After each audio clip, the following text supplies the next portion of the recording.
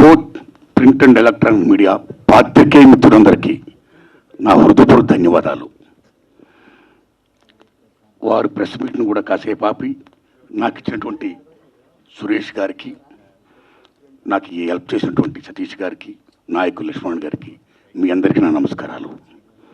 మిత్రులారా, ముందుగా ఎన్నో ఏళ్లుగా ఎదురు చూస్తున్నటువంటి ప్రభుత్వ అవార్డులు, నంది అవార్డులు, ఇవాళ తెలంగాణలో గద్దర్ ప్రజాయుద్ధం ఒక గద్దర్ అవార్డుల పేరిట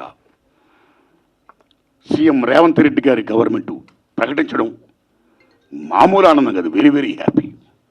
అంటే ఇండస్ట్రీ యొక్క ఉనికిని గుర్తించి గౌరవించినందుకు సీఎం రేవంత్ రెడ్డి గారికి, వారి టీంకి నా నమస్కారాలు. అలాగే జాతీయ అవార్డు గ్రహీతలకి, పైడి సురేష్ గారు, జయరాజ్ గారి అవార్డులకి, కాంతారా గారి అవార్డుకి, అవార్డు గ్రహీతలందరూ కూడా ధన్యవాదాలు చెప్తున్నా. తెలంగాణ ప్రభుత్వం ఏ విధంగా అయితే గద్దర్ అవార్డులు ప్రకటించిందో, అలాగే ఎన్నో ఏళ్లుగా ఎదురు చూస్తున్నటువంటి నంది అవార్డులను కూడా మన చంద్రబాబు నాయుడు గారు అక్కడ ప్రకటించాలని నేను మనస్ఫూర్తిగా విజ్ఞప్తి చేస్తున్నా.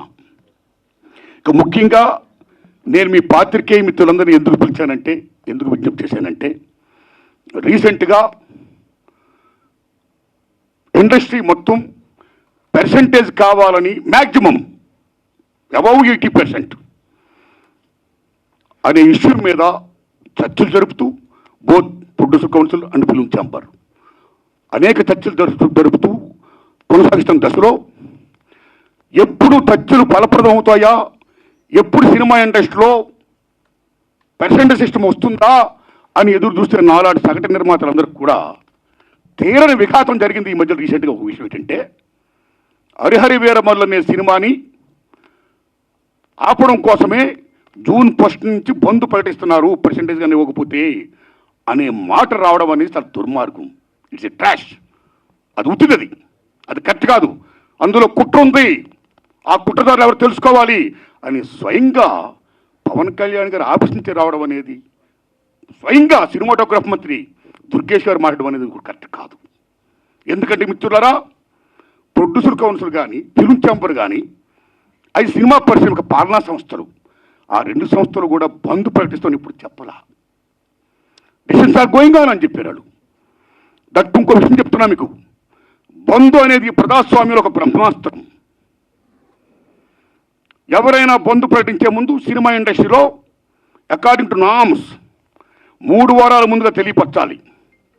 ఇదిగో పలానా ఇష్యూ మీద మేము ఫైట్ చేస్తున్నాం, అది ఇంకా కొలిక్కి రాలేదు కాబట్టి మేము బంద్ ప్రకటించబోతున్నాం అనే విషయాన్ని నిర్మాతలకు 3 వారాల ముందు తెలియపరచాలి. This is norms, it's a preamble.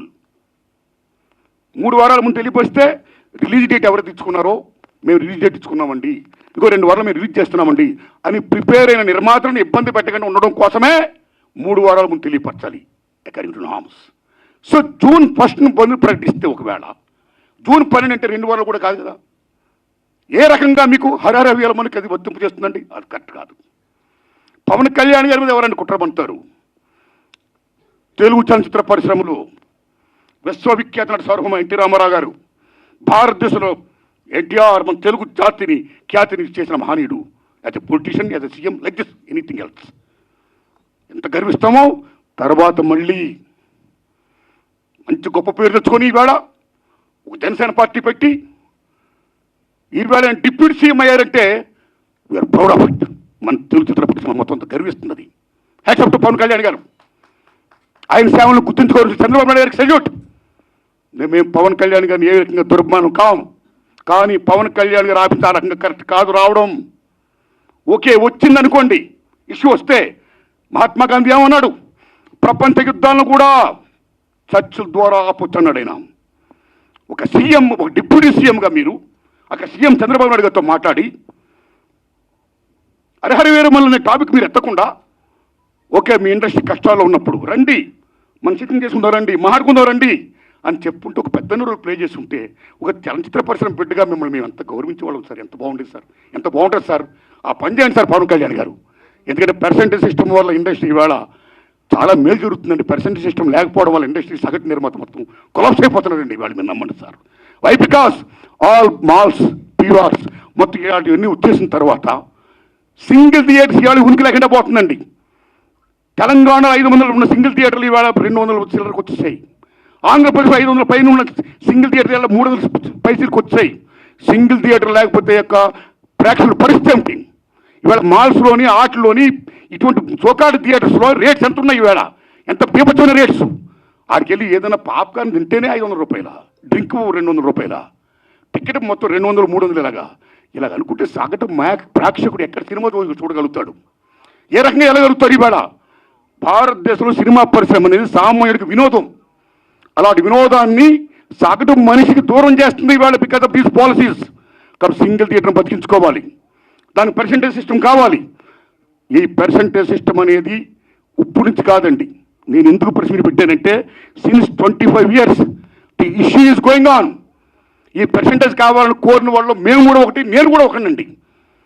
ఆ రోజుల్లో మీరు నమ్మని మిత్రుల కిఎల్ నాన్నగారు ఉన్నప్పుడే ప్రొడ్యూసర్ కౌన్సిల్ అధ్యక్షుడిగా మేము విజ్ఞప్తి చేశాం. కాలా సి కళ్యాణ్ గారు ఉన్నప్పుడు విజ్ఞప్తి చేశాం. కాలా కిరణ్ గారు ఉన్నప్పుడు విజ్ఞప్తి చేశాం. కాలా అలాంటి దశలో మీరు నమ్మండి, ఇదే ఫిల్మ్ ఛాంబర్ ముందు టెంటలు వేశాం. అక్కడ ఓ సురేందర్ రెడ్డి